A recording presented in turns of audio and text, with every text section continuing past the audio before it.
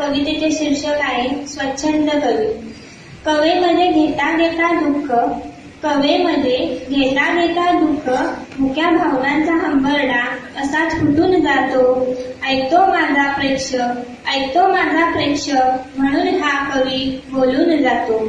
ऐका बोलतोय मी, ऐका बोलतोय मी, शब्दांच्या रंगमंचावर स्वतःचं नाटक मांडतोय मी.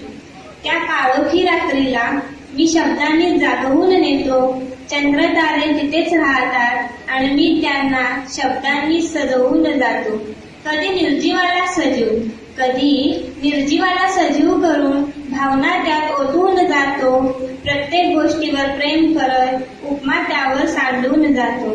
लिहिता लिहिता का संपलास, लिहिता लिहिता का संपलास, म्हणून पेन पेन्सिलवर वैतागून जातो. तर कधी रद्दीमधल्या कागदाला सुद्धा हाताचा सोबती बनवून झालो. मला म्हणतात सगळे प्रतिभावंत, मला म्हणतात सगळे प्रतिभावंत, तर कधी बरंच काही. आणि अशाच मी प्रेक्षकांच्या मुखातल्या देणग्या ऐकून जातो. मिळाली एखादी संधी, मिळाली एखादी संधी, तर पुस्तकात मी अडकून जातो.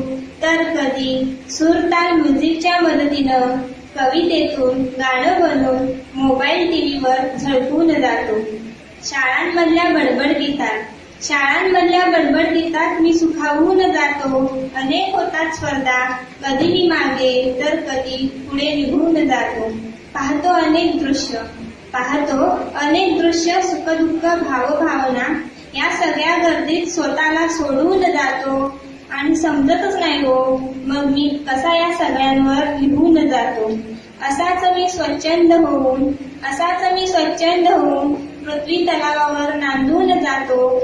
आणि भावलो मी तुम्हा प्रेक्षकांना, तर त्याचा कवी बनून जातो, तर त्याचा कवी बनून जातो. धन्यवाद.